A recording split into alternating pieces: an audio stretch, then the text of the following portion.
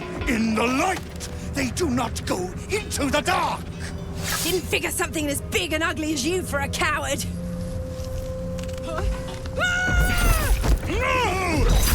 They will not go into the dark! So it's clear that Baldur's Gate 3 is a great game. It's a masterpiece of modern RPG. And this is true because of its narrative, stunning visuals, but also because of its soundtrack, a component that sometimes is overlooked, but in this case plays a quite important role. Music in this kind of RPGs are not only for background purposes, it's also an intrinsic part of the narrative and the storytelling. Ah, I love this time of year. The dickheads start popping up wherever you look. No! Shit! Let's move.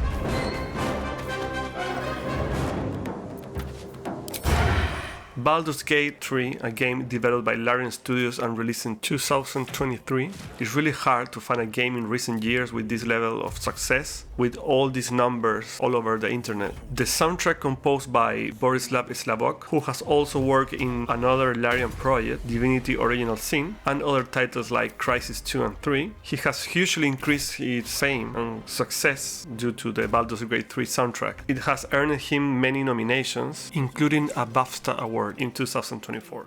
And all the beautiful musicians that left a piece of their heart in the music, because I believe that if you don't leave a piece of your heart in the music, nobody can enjoy it and nobody can truly understand the feelings that were running through your heart during the composition process.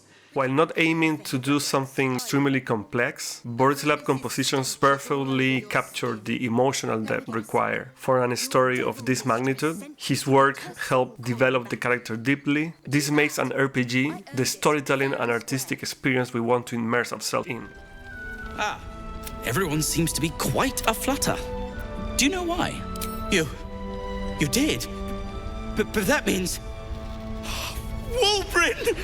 In this review, we'll talk a little bit about some of the different tracks of the game and explore how Borislav compositions shape the world of Baldur's Gate 3. We'll talk about the musical structure of some of these tracks, how impactful to the game, and also break down some of the more important motifs that Borislav composed for this game.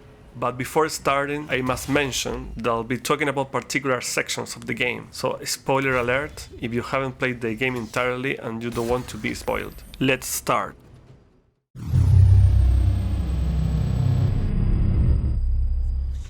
The official soundtrack of Baldur's Gate 3 is huge. It has 42 tracks separated into 4 discs. Let's talk about some of these tracks.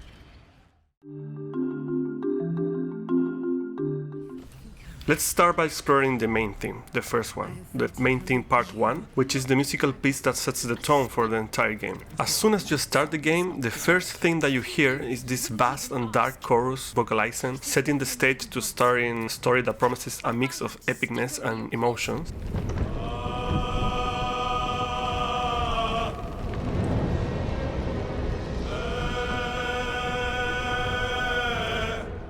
You can also hear the main motif for the first time, which will be repeated extensively throughout the different tracks.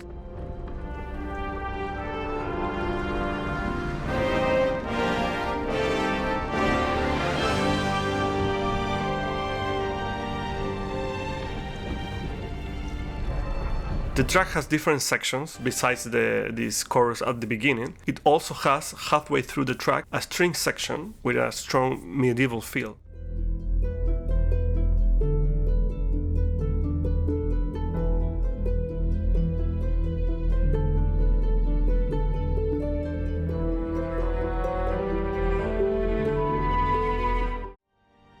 And this is just one example of how Borislav can utilize instruments that make sense in a medieval setting. Despite being the theme that you hear each time that you start the game, me personally, I was always energized listening to this piece repeatedly each time. You know how in most games, when the menu starts, you always hear the same music and it starts to bother you? This wasn't the case.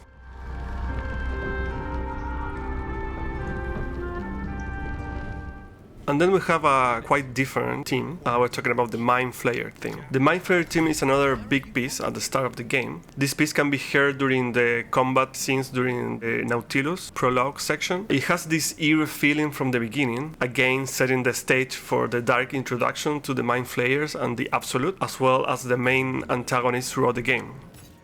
The piece has different technical elements that make it unique in the soundtrack, in fact. One of these components is the lower string instrument that you can hear, which probably comply with cellos and basses, making single notes. In the next section of the theme, the scale increases by approximately one whole step, meaning that the melody is played slightly on a higher note than in the first section. Also, the brasses are introduced, creating an even darker and more ominous atmosphere.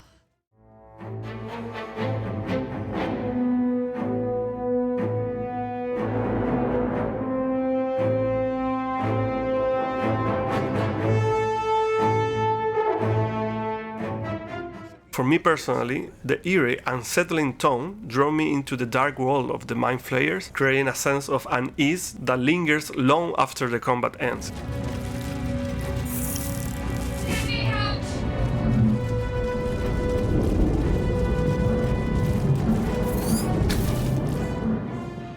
If there is a very peculiar and different theme on the soundtrack, that is the colors of the Underdark. As the name suggests, it is the background music players here during their visit to the Underdark section of the game. The atmosphere is again dark and mysterious, and this is one of my favorite tracks on the soundtrack. And yes, it looks like these are my favorite ones, the darker ones.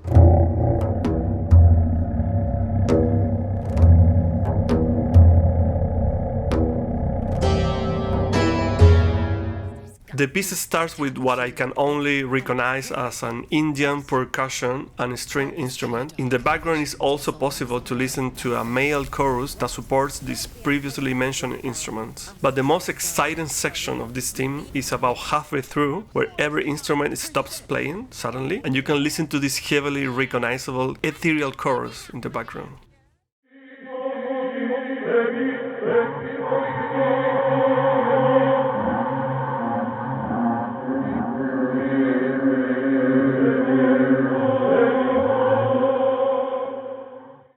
As a fan of Koji Kondo, it's hard for me not to see some kind of inspiration from Ocarina of Time, specifically from the Fire Temple theme. The ethereal sounds and Indian percussions are similar to what you can hear during the Fire Temple.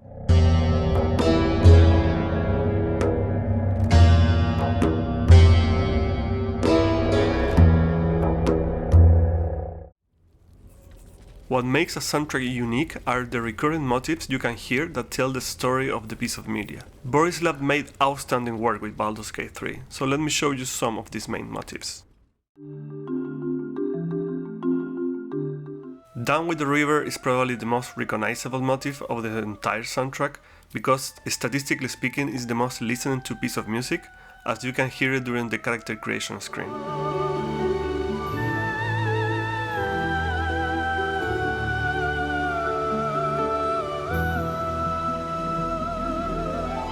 But why is this piece so important? Let's hear it in Borislav's words.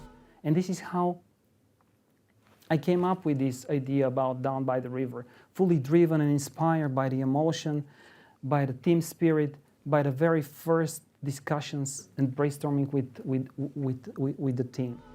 The main melody of Down with the River can also be heard in at least 4 other tracks in the soundtrack, demonstrating why this is such an essential main motif in the game.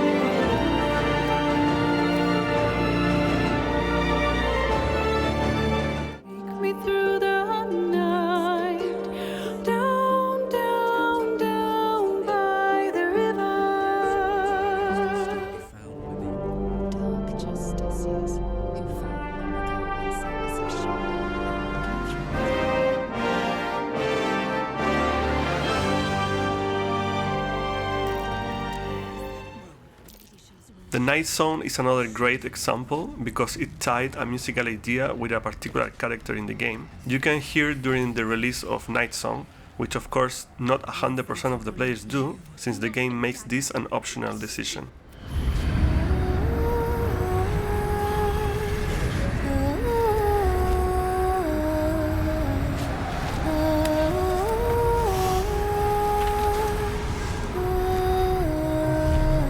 But even if you didn't rescue the Night Zone, Borislav comes back to this motif in other tracks but in a more stealthy way.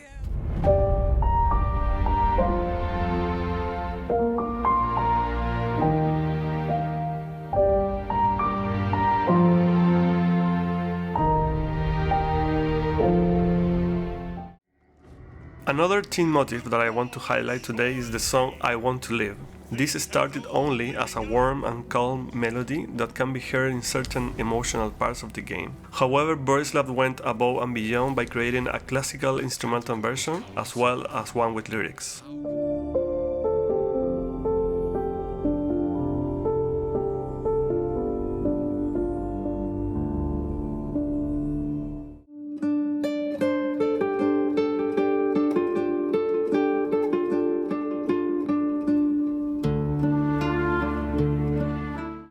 The lyric version of this motif changed everything about this piece, because with the added lyrics, players started speculating that the song may be about Asterion, based on these lyrics.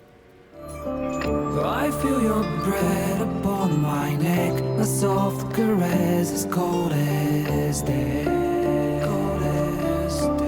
Later, Borislav said in an interview that the song's meaning was directed to the players themselves, which made even more sense for everyone. His exact words were, "The clock won't stop, and this is what we get. Stay faithful to your hearts." We understand now that this song was a lovely message from Borislav to the players. There are, of course, some popular pieces of music that are closely attached to specific moments of the game. These tracks are very recognizable and make a huge impact on the player's experience. I think they will probably be remembered for how impactful and surprising those particular sections of the game are. I can't think of someone who doesn't know this song, even if they have never played Baldur's Gate 3. Raphael's song is surprisingly different from the other tracks in the soundtrack, and is clearly 100% customized to be a narrative piece of music. Now, down comes the claw. All mortal lives expire.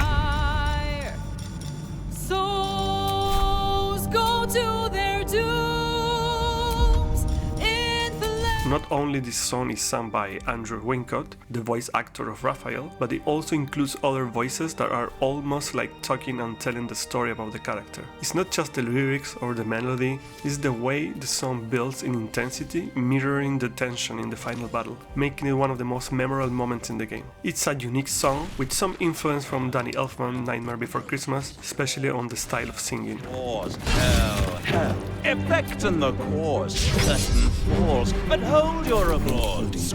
Squirm, for now down here come the claws.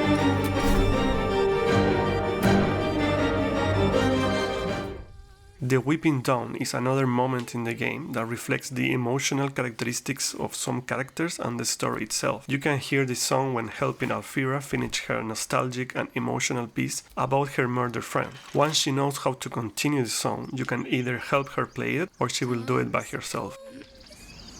It can't hurt.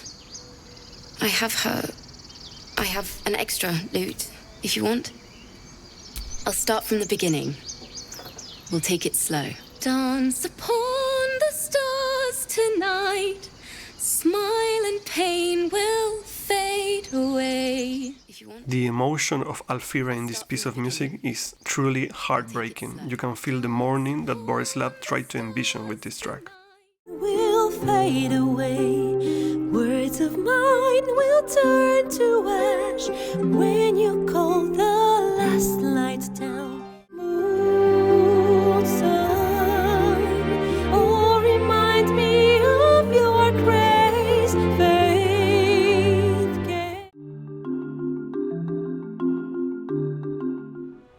If I had to pick two of my favorite songs in the soundtrack, those probably would be The Whipping Down and the All-Time Battles Part 1. This last one is such an epic piece of battle music. I've always been enthusiastic about battle music in video games, and this one will be part of my big list of best battle songs in video games of all time.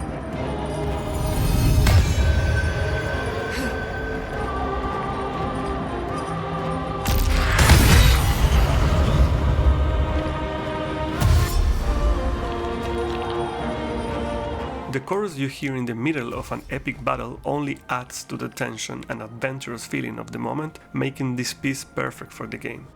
As some final words, I want to mention how emotional this soundtrack is and how outstanding Borislav and his team work on this game is. The number of tracks that will be remembered for this game are huge, and this is exactly what makes a soundtrack good, the ability to be recognizable and remembered.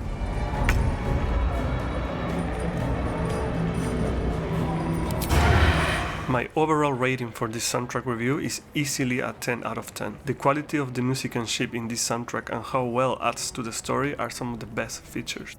If you want to hear more deep dives into the soundtracks of your favorite games, hit the subscribe button and let's explore the next great musical journey together. And please comment on your favorite songs, why you like them and what you think about the soundtrack in general. And last but not least, which other soundtracks would you like me to review? Leave me a comment and thank you for watching.